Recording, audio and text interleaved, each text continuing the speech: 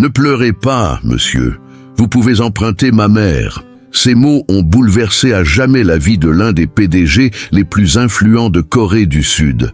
La veille de Noël, alors que tout semblait perdu, un petit garçon noir surgit des ténèbres glaciales d'un parc de Séoul et lui offrit le seul trésor qu'il possédait. Ceci est une histoire vraie de solitude, de compassion et de seconde chance. Une histoire qui vous tirera des larmes et vous redonnera foi en l'humanité. Si vous croyez que les petits gestes peuvent changer des vies, abonnez-vous à la chaîne dès maintenant et cliquez sur la cloche pour ne manquer aucune nouvelle histoire. Des vidéos touchantes.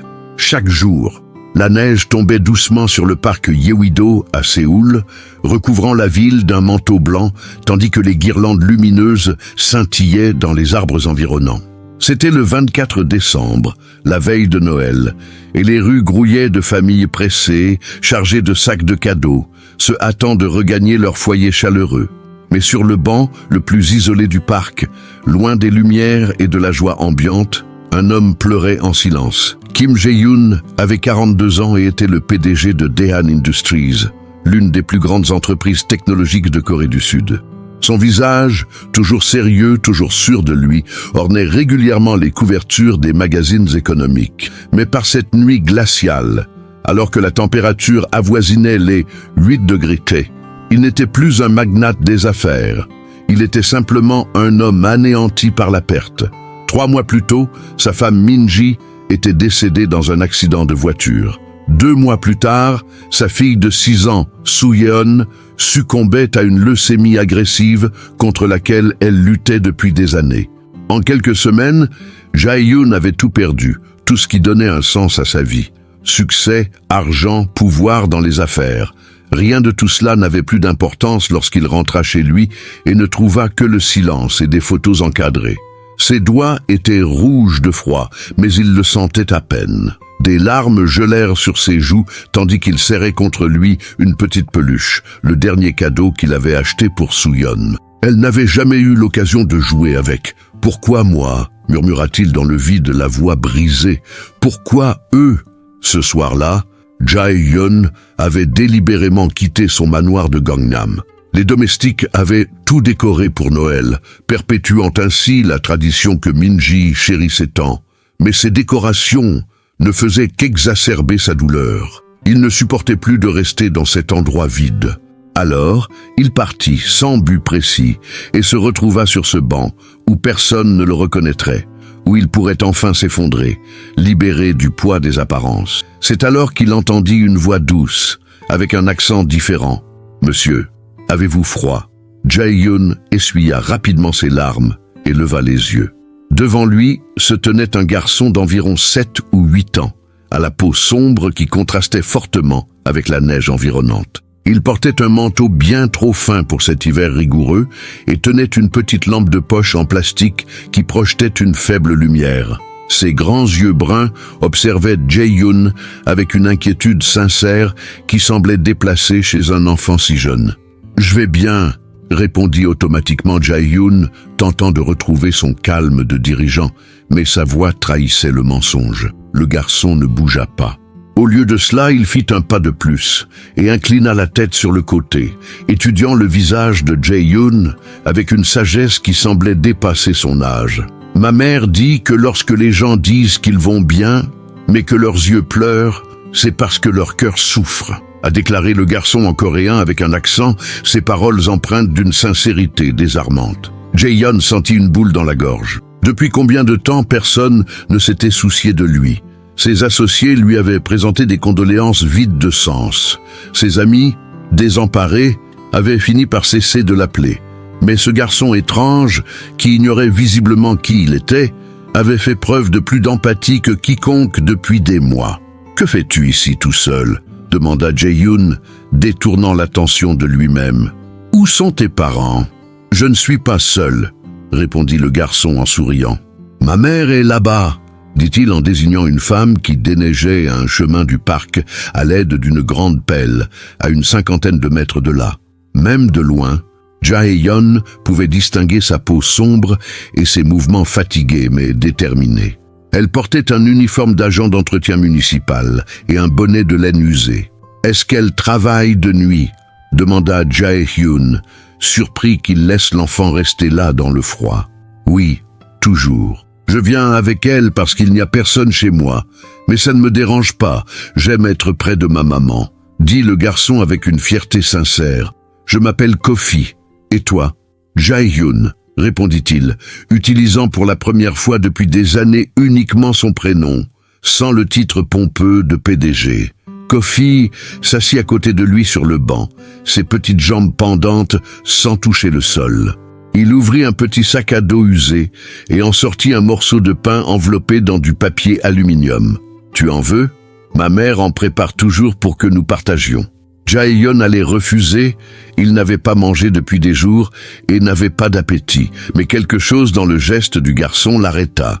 Il y avait là une pure générosité, une volonté de partager quelque chose de si simple et de si précieux. Il accepta un petit morceau et le goûta. C'était du pain fait maison, encore chaud, avec une noisette de beurre. « C'est délicieux », dit-il, et pour la première fois depuis des mois, il ressentit une chaleur qui ne provenait ni des radiateurs, ni des cheminées, mais de quelque chose de plus profond. « Maman est la meilleure cuisinière du monde », déclara Kofi avec une conviction absolue. Elle dit que les plats préparés avec amour sont meilleurs. Ils restèrent assis là en silence pendant quelques minutes, partageant ce simple morceau de pain, tandis que la neige continuait de tomber. Jae-hyun observait la mère de Kofi travailler sans relâche, dégageant les chemins pour que les gens puissent passer en toute sécurité sans se plaindre du froid ni de l'heure tardive. « Pourquoi es-tu en Corée ?» demanda doucement Jae-hyun. « Nous sommes arrivés d'Afrique du Sud quand j'avais 4 ans, expliqua Kofi. Maman voulait une vie meilleure pour nous. Elle travaille énormément. Parfois, elle cumule 2 ou 3 emplois. Elle est fatiguée, mais elle ne se plaint jamais. Et votre père ?» Le sourire de Kofi s'estompa légèrement. « Il est resté en Afrique du Sud, mais ce n'est pas grave. Maman dit que nous formons une équipe, tous les deux, et c'est largement suffisant pour notre bonheur. » Jae-hyun sentit quelque chose se briser en lui. Cette femme, travaillant dans le froid glacial de la veille de Noël, avec si peu de moyens, rayonnait de vie et d'espoir à travers son fils, bien plus que Jae-hyun ne pouvait en trouver dans son manoir regorgeant de richesses. « Monsieur Jae-hyun » dit soudain Kofi en se tournant vers lui avec ses yeux profonds et compatissants. « Ne pleurez pas, monsieur. Vous pouvez emprunter ma mère. » Jae-hyun cligna des yeux, perplexe. « Que veux-tu dire ?» Kofi sourit, un sourire si pur et lumineux qu'il semblait impossible au milieu du froid et de l'obscurité. « Quand je suis triste, ma mère me prend dans ses bras et me dit que tout ira bien. Elle sait toujours quoi faire. Alors, si vous êtes triste et que vous pleurez, vous pouvez emprunter ma mère un moment. Elle est très douée pour réconforter les gens. » Les paroles du garçon frappèrent Jae-hyun comme un coup de poing en plein cœur. Ce n'était pas seulement l'absurde générosité d'un enfant offrant ce qu'il avait de plus précieux, sa propre mère, mais la foi innocente que la bonté et l'amour pouvaient guérir toutes les blessures. C'était quelque chose que Jae-hyun avait oublié. Avant qu'il ne puisse répondre, la mère de Kofi s'approcha, traînant sa pelle derrière elle. Elle avait environ 35 ans. Son visage était marqué par la fatigue, mais aussi par une beauté naturelle et résiliente.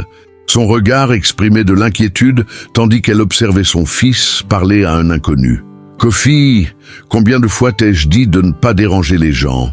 dit-elle en coréen, son accent africain plus prononcé que celui de son fils. Puis elle se tourna vers Jae-hyun et s'inclina légèrement, un geste de respect qu'elle avait appris à adopter dans le pays. « Je suis désolé, monsieur. Mon fils a parfois du mal à comprendre les limites. »« Non, non. » dit Jae-hyun en se levant rapidement, essuyant discrètement une autre larme qui menaçait de couler. Il ne m'a pas embêté. En fait, sa voix tremblait. Il m'a aidé. La femme l'observa un instant, et Jae-hyun eut l'impression qu'elle voyait bien plus qu'il ne voulait bien le montrer. Il y avait dans son regard une intuition maternelle, une capacité à déchiffrer la douleur qu'elle avait elle-même éprouvée. « Je m'appelle Amara », dit-elle doucement.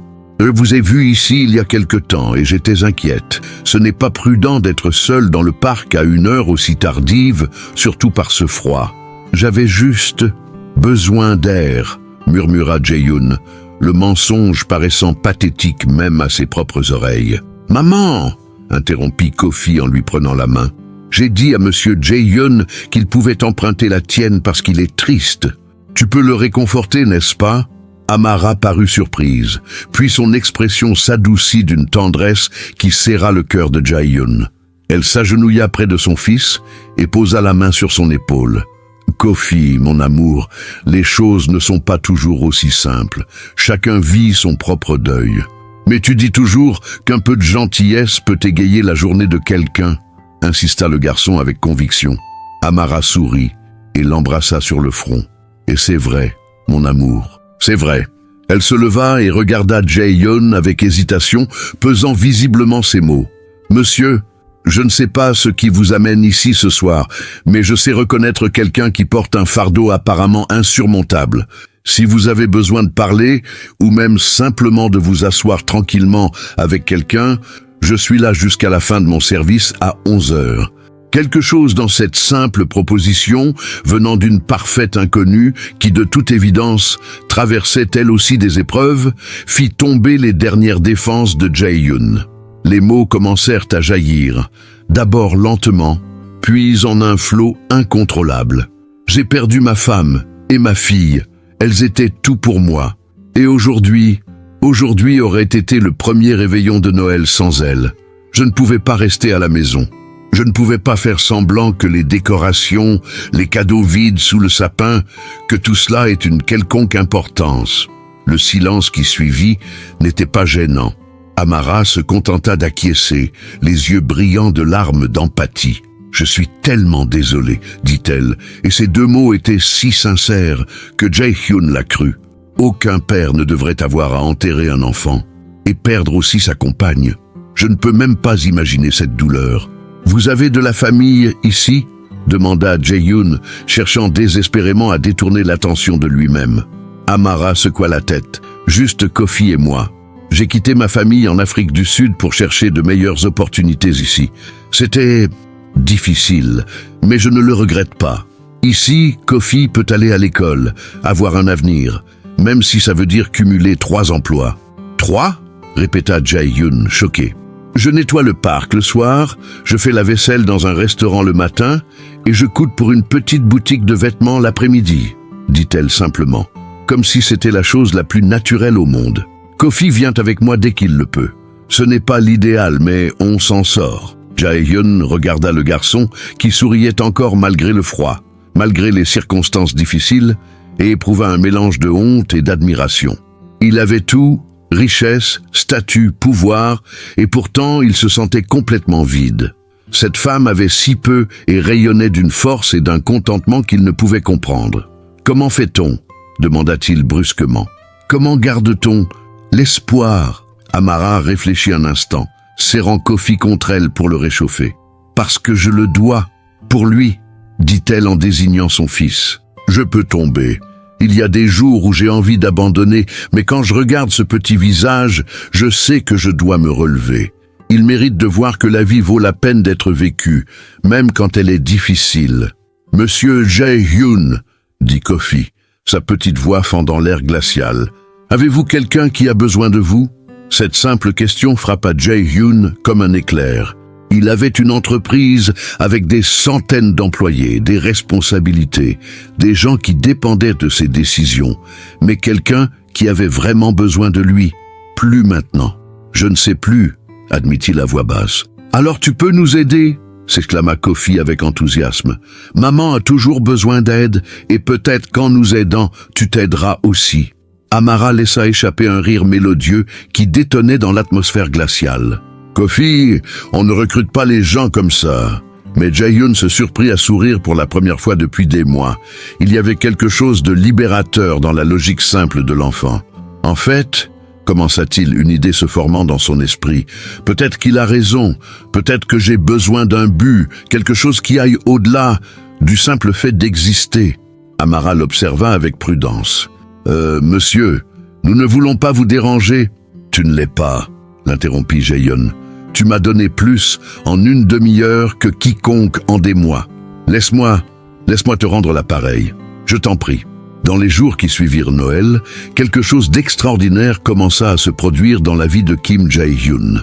Pour la première fois depuis la perte de sa famille, il avait une raison de se lever le matin qui n'était pas seulement liée à ses obligations professionnelles. Il prit l'habitude de se rendre chaque soir au parc Yeouido, prétextant d'abord prendre l'air, mais en réalité, il aspirait à ses conversations avec Amara et Kofi. À chaque rencontre, il en apprenait davantage sur leur vie, leurs difficultés, leurs rêves. Amara était arrivée en Corée du Sud 5 ans plus tôt, fuyant une relation abusive à Johannesburg. Elle travaillait sans relâche, envoyant de l'argent à sa mère malade qui vivait toujours en Afrique du Sud, tout en essayant d'offrir une vie meilleure à Kofi. Le garçon fréquentait une école publique où il devait faire face à la barrière de la langue et aux préjugés que certains nourrissaient encore envers les étrangers. Certains collègues m'insultent, confia Kofi un soir, assis sur le même banc où ils s'étaient rencontrés. Ils disent que je ne suis pas vraiment coréen. Mais maman dit que peu importe où l'on est, ce qui compte, c'est qui l'on est au fond de soi. Jae-hyun sentit une rage protectrice l'envahir, une émotion qu'il n'avait plus ressentie depuis que sa fille était en vie. Ses enfants ont tort, Kofi. Complètement tort. Je sais, répondit le garçon avec une maturité surprenante. Maman dit que les gens blessés blessent les autres. Alors j'essaie simplement d'être gentil avec eux. Peut-être qu'un jour ils me le rendront. La sagesse de cet enfant continuait d'émerveiller Jae-hyun. Il commença à comprendre que, malgré tous ses succès professionnels, il avait encore beaucoup à apprendre de cette petite famille. Une semaine après leur première rencontre, Jae-hyun prit une décision. Il se présenta au parc plus tôt que d'habitude et trouva Amara en train de se préparer pour son service de nettoyage. « Amara, il faut que je te parle », dit-il d'une voix pleine de détermination. Elle semblait inquiète. « Il s'est passé quelque chose ?»« Oui, quelque chose de très important, » dit-il en prenant une profonde inspiration. « Je veux vous proposer un emploi, dans mon entreprise. » Amara cligna des yeux, perplexe. « Votre entreprise? Mais vous n'avez jamais dit où vous travaillez. » Jae-hyun sortit une carte de visite de sa poche et la lui tendit. Les yeux d'Amara s'écarquillèrent à la lecture. « Kim Jae-hyun, PDG, Daehan Industries. » Vous êtes Kim Jae-hyun, murmura-t-elle en reculant d'un pas. Pourquoi ne l'avez-vous pas dit? Pourquoi? Parce que pour la première fois depuis longtemps, quelqu'un m'a vu comme une personne, tout simplement. Pas comme une position, pas comme de l'argent ou du pouvoir, juste comme Jae-hyun, a-t-il expliqué. Et cela a compté plus pour moi que vous ne pouvez l'imaginer. Amara semblait encore sous le choc. Je ne comprends pas. Pourquoi voulez-vous me donner un emploi? Parce que tu mérites mieux que de travailler 3/4 de travail, Amara. Parce que Kofi mérite d'avoir une mère qui ne soit pas constamment épuisée. Et parce que... Sa voix trembla. Parce que tu m'as rappelé ce que signifie avoir une famille. Ce que signifie sentir que sa vie compte pour quelqu'un. Les larmes se mirent à couler sur le visage d'Amara. Mais je n'ai pas les qualifications requises pour travailler dans une entreprise comme la vôtre. J'ai à peine terminé le lycée. Tu as quelque chose de plus important que des compétences techniques, interrompit Jae-hyun. Tu as de l'intégrité, de la force, de la compassion. Notre entreprise a besoin de quelqu'un pour gérer les espaces communautaires et les programmes sociaux. Quelqu'un qui comprenne vraiment ce que signifie se battre. Quelqu'un comme toi. Kofi, qui avait écouté en silence, accourut et serra les jambes de Jae-hyun dans ses bras. Ça veut dire que maman n'a plus besoin de travailler la nuit? Ça veut dire qu'elle peut me coucher? Le cœur de Jae-hyun se serra. Oui, Kofi, c'est exactement ce que cela signifie. Amara se couvrit le visage de ses mains en sanglotant. Jae-hyun lui laissa un instant, comprenant la portée de cette proposition. Ce n'était pas de la charité, c'était de la reconnaissance. C'était une chance de vivre qu'elle avait poursuivie sans relâche. Je ne sais pas quoi dire, murmura-t-elle finalement. Dis oui, répondit simplement Jae-hyun. Et elle a dit. 2 mois plus tard, la transformation était remarquable. Amara a commencé à travailler chez Daehan Industries, où elle supervisait les programmes de responsabilité sociale de l'entreprise. Sa compréhension profonde des besoins des communautés défavorisées a conféré au projet une authenticité que de simples chiffres sur des tableurs n'auraient jamais pu leur donner. Kofi fréquentait désormais une école privée grâce à une bourse d'études fournie par son entreprise où il se distingua rapidement non seulement sur le plan scolaire, mais aussi par sa présence lumineuse qui inspirait la bienveillance à ses camarades de classe. Et Jae-hyun réapprenait à vivre. Il prit l'habitude de dîner régulièrement avec Amara et Kofi dans le petit appartement que l'entreprise les avait aidés à trouver. Modeste, certes, mais infiniment plus sûr et plus confortable que leur logement précédent. Ces repas simples, emplis de rires et de conversations authentiques, comblaient un vide que ni les demeures de luxe ni les restaurants 5 étoiles ne pourraient jamais combler. « Tu sais, dit Amara un soir, après que Kofi se soit endormi, tu nous as sauvés. Mais je pense que nous t'avons un peu sauvés aussi, n'est-ce pas ?» Jae-hyun sourit, un geste qui lui venait désormais plus naturellement. Plus qu'un peu. Tu m'as ramené à la vie. Ma grand-mère avait l'habitude de dire quelque chose, confia Amara en leur servant du thé. Elle disait Ubuntu. Cela signifie je suis parce que nous sommes. Notre humanité est liée à la nôtre. Tu me l'as rappelé. Ubuntu, répéta Jae-hyun, testant le mot. C'est magnifique. C'est vrai, corrigea doucement Amara. Ils restèrent assis dans un silence confortable, deux survivants de tempêtes différentes, trouvant refuge l'un auprès de l'autre. Mais tout n'était pas paisible. Des rumeurs commencèrent à circuler au sein de l'entreprise concernant la relation entre Jae-hyun et Amara. Certains membres du conseil d'administration remirent en question sa décision de l'embaucher, insinuant un favoritisme.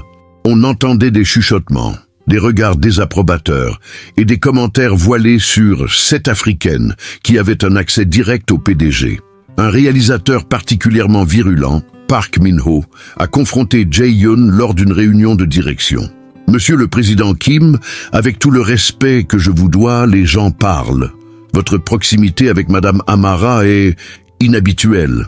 Cela affecte le moral de l'entreprise. » Jae-hyun sentait la colère monter en lui, mais il garda son sang-froid. « Directeur Park, Madame Amara a été embauchée pour ses compétences et a obtenu des résultats exceptionnels dans nos programmes sociaux. Ses performances parlent d'elles-mêmes. Quant aux rumeurs, je suggère à chacun de se concentrer sur son propre travail. »« Où Jim ?»« Mais monsieur, insista Park, une femme étrangère, avec un enfant, sans diplôme universitaire, à un poste si proche du pouvoir. Vous vous rendez compte de l'image que cela renvoie? C'est exactement ce que c'est, répondit froidement Jae-hyun. Une personne compétente qui fait un travail exceptionnel. Si cela dérange quelqu'un, le problème vient de lui, pas d'elle. La séance est levée. Plus tard dans la journée, Jae-hyun se rendit au bureau d'Amara. Celle-ci examinait des propositions pour un nouveau programme de mentorat destiné aux jeunes réfugiés et immigrants, complètement absorbés par son travail. « Puis-je vous interrompre ?» demanda-t-il depuis l'embrasure de la porte. Amara leva les yeux et sourit. « Bien sûr, Jae-hyun. Entre. » Il ferma la porte et s'assit en face d'elle. « Je dois vous dire quelque chose. Il y a des gens dans l'entreprise qui remettent en question votre position ici, qui disent des choses désagréables. » Le sourire d'Amara s'est effacé. « Je savais que ça allait arriver. Ça arrive toujours. Je ne les laisserai pas t'emmener d'ici, » déclara fermement Jae-hyun. « Jae-hyun, soupira Amara, je ne veux pas te causer de problème. Peut-être vaudrait-il mieux que je... » « Non, l'interrompit-il. Pas du tout. Vous êtes ici parce que vous excellez dans votre domaine. Et quiconque ne le voit pas est aveuglé par les préjugés. Faisons face ensemble. » Amara l'observa longuement. « Pourquoi fais-tu tout ça? Vraiment ?» Jae-hyun réfléchit longuement à sa réponse. « Parce que ce soir-là, dans le parc, alors que j'étais au plus bas, tu ne m'as pas vu comme un PDG ou une personne importante. Tu m'as vu comme un être humain souffrant. Et tu m'as offert ce que tu avais sans rien attendre en retour. Cela a changé quelque chose en moi. Cela m'a rappelé qu'il existe des choses plus importantes que les profits et le prestige. »« Et qu'est-ce qui est le plus important ?» demanda doucement Amara. « Le lien, le sens. Améliorer la vie de quelqu'un, même un tout petit peu, a-t-il répondu. Tu me l'as rendu. Maintenant, c'est à mon tour de le protéger. » Le printemps était arrivé à Séoul et les cerisiers en fleurs habillaient la ville de rose et de blanc. Pour Jae-hyun, c'était le premier changement de saison qu'il remarquait vraiment depuis la perte de sa famille. Amara et Kofi étaient devenus une présence constante dans sa vie. Plus que de simples collègues, ils représentaient quelque chose de plus profond, une famille de cœur. Mais le printemps a aussi apporté son lot de défis plus sérieux. La mère d'Amara, en Afrique du Sud, a vu sa santé se détériorer subitement. Elle avait besoin d'une opération coûteuse que le système public ne prenait pas en charge rapidement. Amara était anéantie, déchirée entre son devoir envers Kofi et le désespoir d'être si loin de sa mère malade. « Je ne sais pas quoi faire », confia-t-elle à Jae-hyun un soir après avoir reçu l'appel de l'hôpital. Il se trouvait sur le toit-terrasse de l'immeuble Daehan Industries, où Jae-hyun passait désormais ses après-midi à regarder Kofi jouer après l'école. « Je n'ai pas assez d'argent pour l'opération ni pour les billets d'avion pour aller la voir. Et je ne peux pas laisser Kofi seul ici. »« Tu n'as pas à choisir, » dit aussitôt Jae-hyun. « Je prendrai en charge les frais médicaux de ta mère, et Kofi pourra rester avec moi pendant ton voyage. » Amara le fixa, les larmes aux yeux. « Jae-hyun, je ne peux pas accepter ça. Ce que tu as fait pour nous, c'est déjà trop. »« Amara, » dit-il en lui prenant doucement les mains. « Quand j'étais enfant, ma grand-mère est tombée malade. Mon père a vendu tout ce que nous possédions pour payer ses soins. Il me disait, la famille passe toujours en premier. Ta mère a besoin de toi. Et tu es... » Il marqua une pause, réalisant la gravité de ses paroles. « Tu fais partie de ma famille maintenant. » Les larmes finirent par couler. Amara serra Jae-hyun fort dans ses bras et il la serra en retour, ressentant pour la première fois depuis 1 an la chaleur d'être à nouveau liée à quelqu'un. « Merci, » murmura-t-elle. « Merci de m'avoir vu, de nous avoir vus.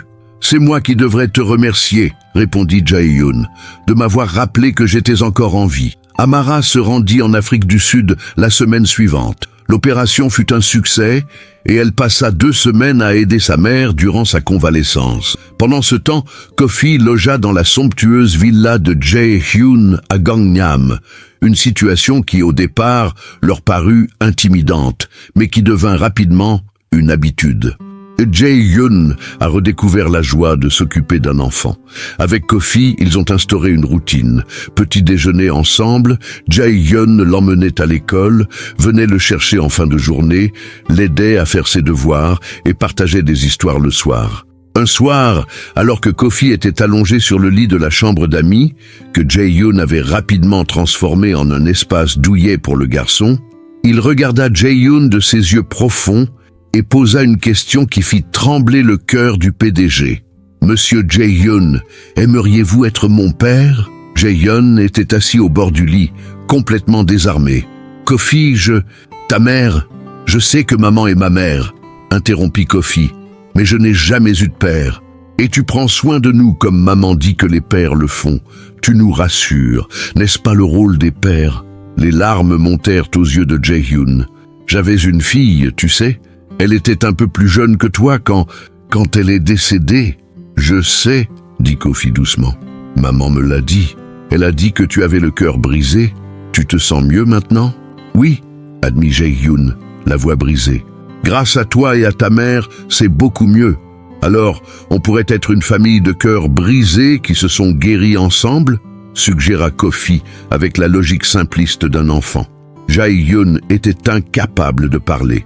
Il se contenta de serrer le garçon dans ses bras, laissant couler librement ses larmes, des larmes de douleur, de guérison, de gratitude, d'amour. « Oui, » murmura-t-il finalement, « nous pouvons. » À son retour d'Afrique du Sud, Amara découvrit une scène qui la fit s'arrêter net à la porte du manoir. Jae-hyun et Kofi dans la cuisine, couverts de farine, essayant et échouant lamentablement de faire des crêpes, riant comme si c'était la chose la plus drôle au monde. « Nous voulions te faire la surprise du petit déjeuner », s'écria Kofi en la voyant, et il se jeta dans ses bras. « Je vois que tu as eu beaucoup de succès », rit Amara en regardant le joyeux désordre qui l'entourait.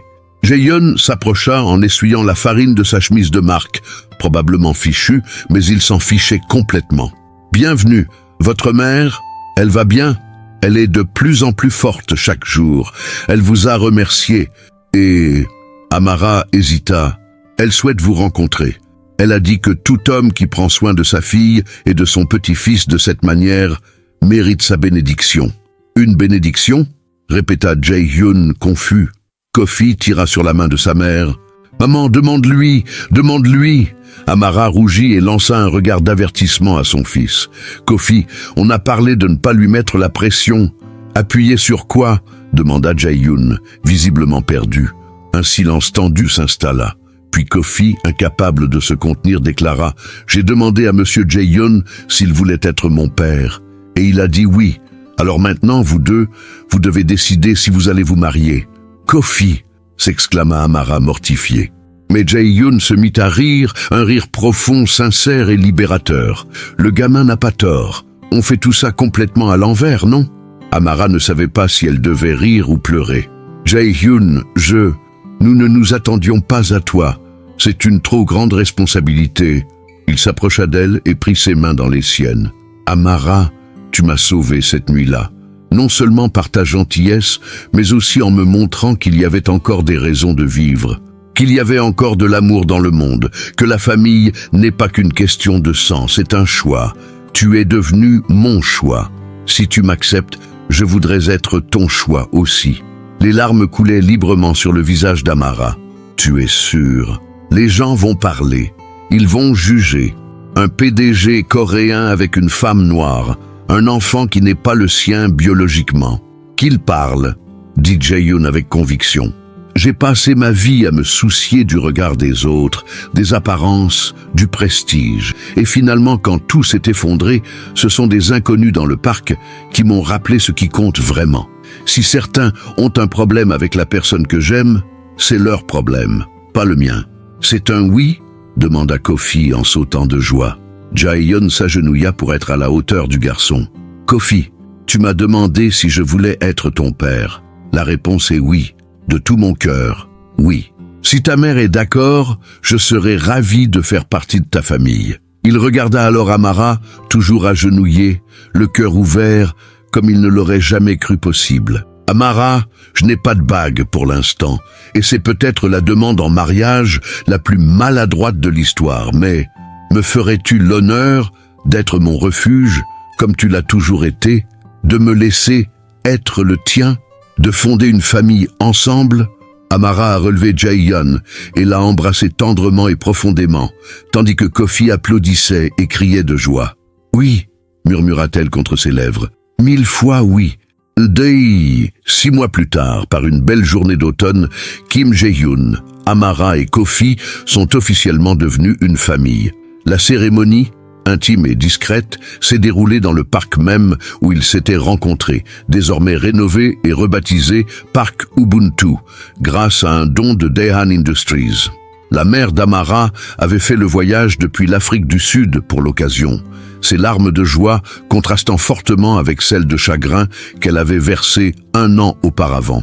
Des amis proches et quelques collègues de travail de confiance étaient présents, ainsi que les camarades de classe de Ko-fi, qui le considéraient désormais comme l'un des garçons les plus populaires de l'école, non pas pour son argent ou son statut social, mais pour son indéfectible gentillesse. Il y a eu des résistances, bien sûr. Certains membres du conseil d'administration de Daehan Industries ont tenté d'évincer Jae-hyun, arguant que son mariage était inapproprié pour quelqu'un occupant une telle fonction. Mais Jae-hyun était préparé. Il avait bâti cette entreprise à partir de rien, et ses performances n'avaient jamais été remises en question. Plus important encore, il avait mis en place des programmes de diversité et d'inclusion qui avaient non seulement amélioré le moral des employés, mais aussi accru la productivité et l'innovation. Lors de cette réunion cruciale du conseil municipal, il se leva et prit la parole avec une passion qui surprit même ses plus proches alliés. « J'ai bâti cette entreprise en croyant que le succès se mesurait au profit et aux parts de marché. Et nous avons réussi. Mais ce succès était vide de sens. Lorsque j'ai perdu ma famille, j'ai compris que j'avais troqué ce qui comptait vraiment contre des chiffres dans des rapports. Puis, lorsqu'une femme et son fils m'ont témoigné de la gentillesse dans ma plus grande détresse, sans savoir qui j'étais, sans rien attendre en retour, j'ai appris une leçon qu'aucune école de commerce n'enseigne.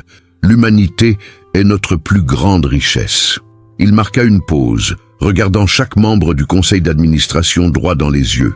Amara a apporté à notre entreprise une perspective dont nous avions désespérément besoin.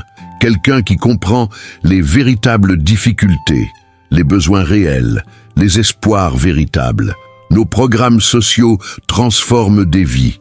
Notre réputation s'est améliorée. Et oui, nos bénéfices ont également augmenté, car les gens veulent travailler avec des entreprises qui se soucient des autres. Si vous pensez que mon mariage compromet mon leadership, c'est que vous n'avez rien compris. Ce mariage a fait de moi un meilleur leader, un meilleur homme. Et si vous ne le voyez pas, alors peut-être que ce sont vous qui n'avez pas votre place au sein de ce conseil d'administration. Le silence qui suivit fut pesant. Puis, à la surprise générale, l'un des réalisateurs les plus anciens, un homme conservateur que Jae-hyun imaginait être son principal adversaire, se mit à applaudir lentement.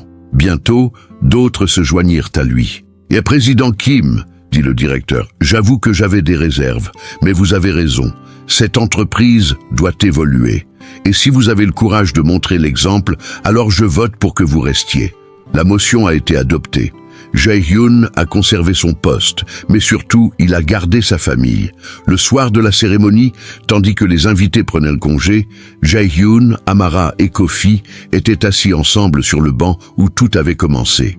La pleine lune illuminait le parc et les feuilles d'automne dansaient dans le vent. « Kofi dort », murmura Amara en regardant le garçon qui somnolait sur ses genoux, épuisé par les émotions de la journée. « C'était une bonne journée », dit Jae-hyun en passant son bras autour de sa femme. « C'était le plus beau jour », corrigea-t-elle en se penchant en arrière contre lui.